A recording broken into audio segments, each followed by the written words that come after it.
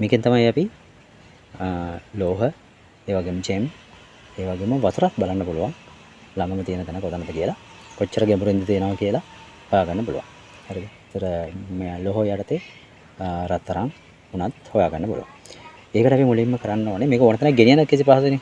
කිසි ප්‍රශ්නයක් නැහැ නේ. මොකද ඔයගොල්ලන්ට පේනවා මේක පෑන් එකක් වගේ, පෑන් දෙකක් වගේ තියෙනවා. මුලින්ම බලමු මේක කොහොමද වික්‍රියා කරන්නේ. මේකෙදී භාවිත වෙන ක්‍රමවේදය තමයි මේක ආරෝපණය කරලා තියෙන්නේ. මේක අපි කෙලින් පිටරටින් ගෙන්නන්නේ ආරෝපණය කරලා ඒ ආරෝපණයට අදාළව තමයි ආකර්ෂණය වෙන්නේ අදාළ ද්‍රව්‍ය. විශේෂයෙන්ම ජෙම් හොයන්න උනත් මේක හොඳටම වැඩ කරනවා. යම් මිඩමක ජෙම් තියෙනවනම් ජෙම් වල වැටිම පවර්ෆුල් ජෙම් එක තියෙන තැන මේකෙන් හොයාගන්න පුළුවන්. ගැඹුරත් එක්කම.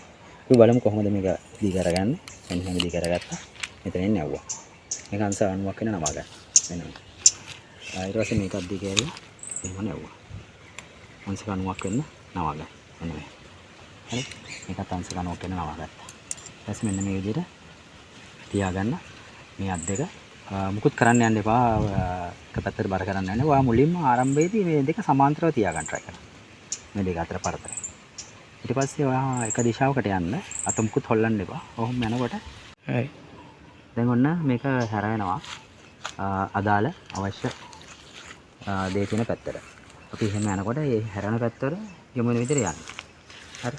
දැන් මේක මේ මම මුකුත් කරන්නේ මේක මෙහෙම හැරෙනවා. මේ මුකුත් කරන්න නැති තියාගෙනවද? අපිට පේනවා මේක හැරලා නවතිනවා යම් පැත්තකට. ඒ පැත්තට යන්න. අත මුකුත් කරන්න යන්න එපා. නිදහසේ අරගෙන යන්න. කොහොම යනකොට ඔයාට පෙනේ ඔයාට තේරෙයි මෙයා ඉබේම වෙනස් වෙන්න පටන් ගන්නවා. එක වෙලාවකදී වෙනස් වෙන්න පටන් ගන්නවා. නම බලන්න. පුළුවන් තරම් මේ අත් දෙක ගැස්සෙන්නේ නැති වෙන අරගෙන යන බලන්න. ඒක බලන්න මොකද වෙන්නේ? මෙතන ලං වෙන්න බලනවා. මෙතන ආකර්ෂණය වෙනවා මෙන්න මේ. මෙන්න මේ ක්‍රොස් එකක් එනවා. ඒ ක්‍රොස් එක වෙන වෙලාවේදී එහෙමම පල්ලෙහාට බලන්න. මෙතන මේක උඩින් පෙන්නුවම් පේන්නේ ඕගලන්ට පල්ලෙහා මොනවද තියෙන්නේ කියලා. පල්ලෙහා තියෙනවා ලෝහයක්. ලෝහ වලින් හදපු උපකරණයක්. ඒකට තමයි මේක ආකර්ෂණය වෙලා තියෙන්නේ. ඒකට ඒ වගේ මේ හරිය වෙන කිසිම තැනක එහෙම එකක් නැහැ. මේ ඒකෙන් මේක හරියටම හොයාගන්න පුළුවන්. ඒ වගේම අපි ගැඹුර හොයාගන්න ඕන මේ අත තියෙන තැන ඉඳන් මෙයාට තියෙන උස. ඒ කියන්නේ මේ කොච්චර ගැඹුර තියෙනවද? දැන් මේක පොළොවේ යට තිබුණොත් එහෙම මෙතන ඉඳන් පොළොවේ යටටම තියෙන ගැඹුර තමයි එන්නේ.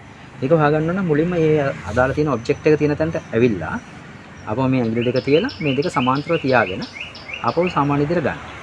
ගැඹුර හොයන මෙතඩ් එක. ගැඹුර හොයන්න ඔයා මේක සමාන්තරව තියාගෙන ඒ අදාළ ද්‍රව්‍ය තියෙන තැන ඩිටෙක්ට් වුණ තැන තියෙනවනේ ක්‍රොස් වුණ තැන.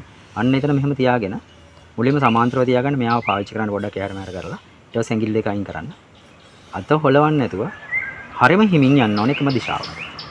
එකම පැත්තකට යන්න. කොහොම යනකොට ඔයාලට තේරෙනවා මේක පහු කරගෙන යන්න. යනකොට මේක එකපාරම හිමින් යන්න අනිත් පැත්තටම හැරෙනවා.